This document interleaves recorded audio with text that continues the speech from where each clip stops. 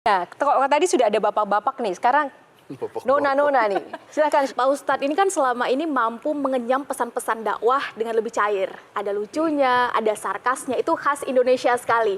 Sehingga bisa diterima oleh banyak orang. Pertanyaan Sherly adalah dari mana Pak Ustadz skill itu Pak Ustadz dapat? Ini yang orang tidak tahu. Saya ini dosen komunikasi. S1, S2, S3 saya itu komunikasi. Di dalam ilmu komunikasi ada disebut komunikasi persuasif. Bagaimana orang dibujuk supaya dia mau ikut dengan kita. Itulah komunikasi persuasif yang lawannya adalah kursif, paksaan. Ya. Saya melanjutkan Sherly tadi sama Yohana. Ya. Nah, tolong bujuk saya supaya sholat. Puasa saya lakukan, semua saya lakukan kecuali sholat.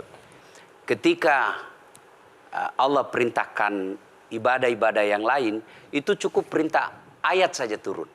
Allah perintah haji, ayat saja turun. Allah perintah puasa, ayat saja turun. Allah perintah bayar zakat, ayat saja turun. Tapi ketika Allah perintah sholat, tidak boleh ayat turun. Nabi dijemput oleh 2 malaikat, kemudian diajak naik, ketemu dengan Allah untuk menerima perintah ini. Kenapa? Karena perintah ini sangat penting.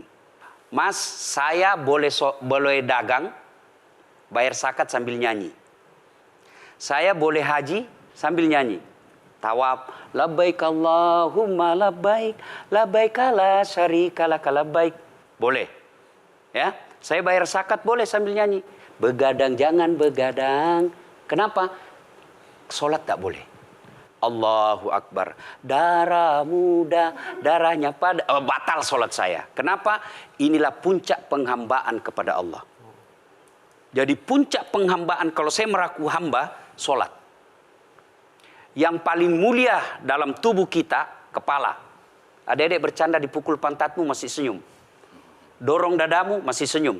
Tapi jangan bercanda pukul kepalamu. Tak, kau pukul kepala saya pasti saya marah. Kenapa? Harga diri di sini. Tapi ketika kita sholat, anggota tubuh yang paling mulia, kepala, rendahkan seperti kakimu. kita akan masuk ke next box. Ini penting. Kalau saya sudah mulai ini. Oke. Ya, karena kalau ketika saya mau sholat, saya melihat banyak koruptor sholat. Ya. Saya melihat banyak orang sholat yang kalau saya ajak ngomong main HP, nggak punya adab. Yang paling enak memang sholat tidak korupsi. Yang paling nyaman memang, paling ideal sholat jujur. Tapi wala talbisul haqqa bil batil, kata Allah. Allah tidak mencampurkan antara hak dan batil. Sholatmu beda, puasamu beda, maksiatmu beda. Itulah sehingga Allah hadirkan 2 malaikat. Rakit dan atid. Mencatat yang baik di baik, yang salah salah. Tapi ini setan kan tidak membiarkan itu. Maka setan masuk. Nah, dia sholat tapi dia korup. Tapi Allah Maha Adil. Maka ditimbanglah nanti. Mana yang lebih banyak, kebaikanmu atau keburukanmu. Kalau dia baik amalnya, tapi tidak ada sholatnya, sia-sia. Kenapa? Passwordnya kebaikan itu, kuncinya itu adalah sholat.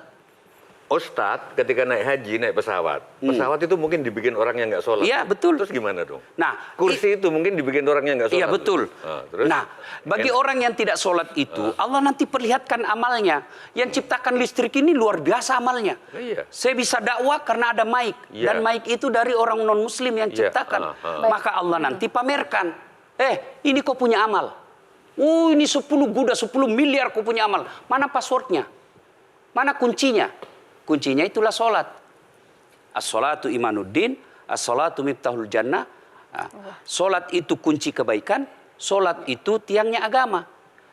Sebuah bangunan, dia bisa berdiri tanpa dinding. Sebuah bangunan, dia bisa kokoh tanpa atap. Tapi ketika bangunan tidak punya tiang, pasti tidak kokoh. Tiang itulah dalam agama sholat. Dia tidak husuk, tidak ada urusan. Allah tidak hitung kamu husuk atau tidak. Kamu datang deh sujud sama saya. Ya. Sudah sholat, idealnya dia bersih. Karena tidak mungkin sholat kalau dia tidak wudhu. Tapi kok ada orang sholat tapi jorok. Buang sampah sembarangan. Itulah keberhasilan setan menggoda kita. Itulah sebabnya kita minta perlindungan kepada Allah. Kenapa ketika melontar 3 jumroh? Orang haji kan melempar 3 jumroh. Satu tiang 7 batu.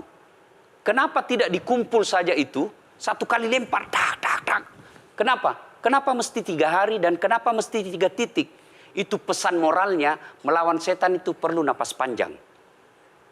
Dengar azan, jangan pikir setan, dia tebar itu. Tidak usah kau sholat, nanti kau tua. Anggaplah pergi sholat, setan menyerah, tidak. Buru-buru kamu, buru-buru. Akhirnya apa? Wudhu tidak sempurna. Anggaplah Anda wudhu dengan sempurna. Setan menyerah, tidak. Masuk masjid. Tidak usah sholat sunnah, tidak usah sholat sunnah. Prinsipnya setan, kalau dia tidak bisa dikalah, jangan untung. Nah, gimana Mbak Teja? Udah teryakin kan? Oke. Jelajahi cara baru mendapatkan informasi. Download Metro TV Extend sekarang.